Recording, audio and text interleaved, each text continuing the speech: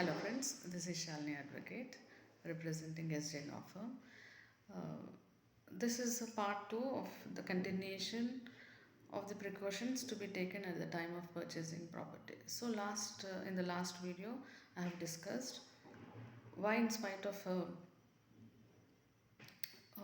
choosing a plot to be purchased in a layout, approved layout, and why should you again come for a legal scrutiny of documents to the advocate. Now, how do we scrutinize the documents? I'll be explaining that in this video. So, there is every possibility like the owner or the builder might again purchase an adjacent land and again apply for the approvals, and maybe for various reasons that approvals might be pending. So now my job is rather the advocate's job is checking whether the plot which you have intending to purchase has already all the permissions, all the approvals have been granted. And in some cases, what happens when there is an owner and also a developer, as you all know, developer enters into an if it is a case of a developer, then developer will enter into an agreement with the owner, most of the cases in the ratio of 40 and 60%, wherein 40% will be the owners and 60% will be the developers. This is mostly, otherwise the ratio differs also, but let us take an example of 40 and 60%.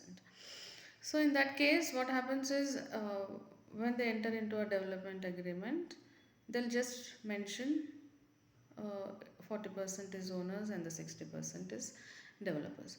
So after acquiring all the permissions, concern permissions from the HMD or a Gram Panchayat, land conversions and other necessary permissions, uh, this particular area will be divided into plots, or flats are constructed accordingly. And now both of them will again um, decide their plots or flats in the ratio of 40 and 60%, and then they'll come to an understanding which plots, that is a number, they'll put a number to that, and which plots will come under whose share.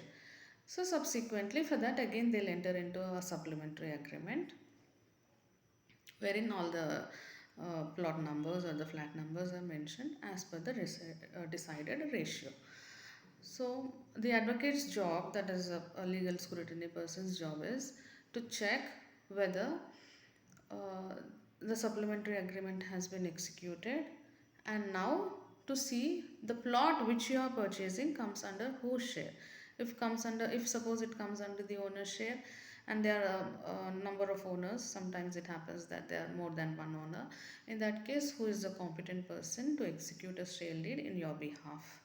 Else if it comes on the developer's share, then most of the cases, most of the situations, the developer is represented by managing director or a partner.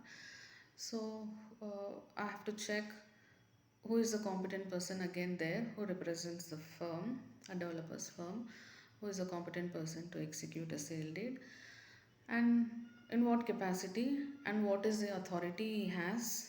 Means again, is there any authorization from that firm, or sometimes it is clearly mentioned in the development agreement itself. And it's not that always there will be a supplementary agreement. Sometimes in the development agreement itself they'll mention about the ratio of the plots, and plot numbers and flat numbers are also mentioned in the development agreement itself. So the advocate's job is now guiding the client, like who has the authority to execute a sale deed for you, and what are the precautions you have to take while entering into a agreement of sale, that is the initial agreement which you enter before entering into a sale deed, and other practical issues will be guiding the client. And also of course we'll also check the legal flow of title, and also guide you if there is any, if you find any issues in the flow of title.